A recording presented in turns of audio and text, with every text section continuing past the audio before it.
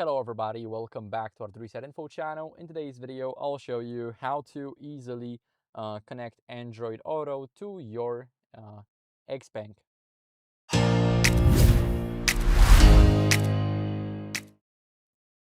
So first, what are we gonna do is we're gonna go over and go to device connection. So we need to open up our vehicle settings.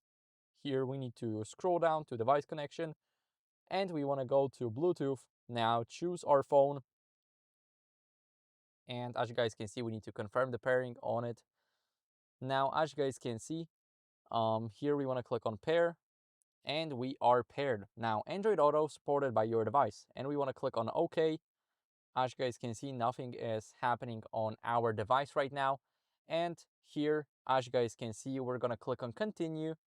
Now, the Android Auto is here and that's how it works. So, thank you guys for watching. If you enjoyed this video, then leave a like, subscription, and a comment, and I'll see you in the next one. Bye.